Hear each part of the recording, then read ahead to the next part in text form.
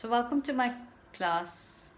We are continuing on with Unit 6, and in this I'm going to talk about the shapes of the cost curves.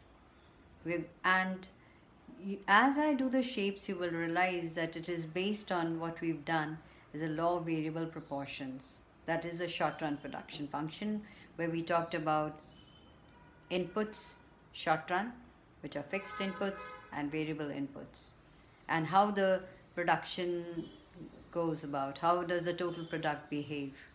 So also you will see how does the total cost behave, what is the characteristic of total cost, total variable cost, and total fixed costs. We've done a little before, but we're going to do a little more of that. So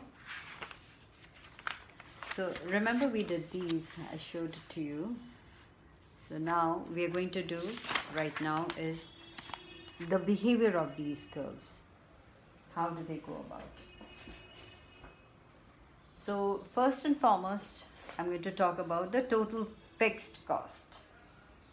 Now you must have noticed that the total fixed cost, what is the shape? It is because the costs remain same, they are fixed. So it is a horizontal straight line cutting the y-axis. So it shows that the total fixed cost is constant at all levels of output at a given price, at a given cost. The cost remains the same, sorry. It's not the price, it's the cost. Cost of production remains the same.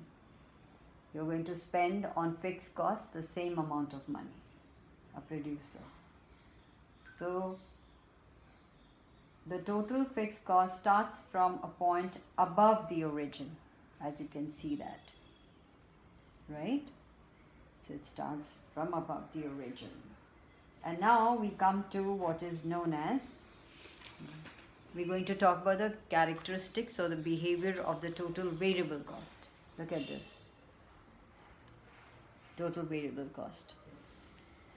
So it's very interesting here that the behavior of total variable cost is derived from the behavior of total product, implied in the law of variable proportions that you've studied in the earlier classes. Now there are two phases in the behavior of total variable cost as output increases. Now in the initial phase or the first phase, total variable cost rises at a decreasing rate. It means every new unit of output produced involves a lower cost. It is because of the increase in the efficiency of the variable input due to proper utilization of fixed inputs, specialization and division of labor. Now after a point, as we mentioned the point M, in the second phase, total variable cost curve rises at an increasing rate. This means that every new unit of output produced has a higher cost as compared to the previous unit. Well, why? Simply because this is on account of fall in the efficiency of the variable input due to overutilization of fixed inputs. So you can see these two phases here. So point M is that divides the first phase and the second phase. So total variable cost curve is first concave up to point M and then becomes convex and is upward rising throughout. And M is the point of inflection, the turning point. So as we see, the first phase is up to M and the second phase is after point M. So this is what you notice. And now we are going to talk about the total cost, which takes its shape from the total variable cost basically. Now we see that the total cost is the sum of total fixed cost and total variable cost. Since total fixed cost is constant at all levels of output, total cost always exceeds total variable cost by the amount of total fixed cost. So to draw the total cost curve, we first draw total fixed cost curve, and then we draw the total variable cost curve to it, when we show it on one, uh, this is what, like for example, this is what you will see,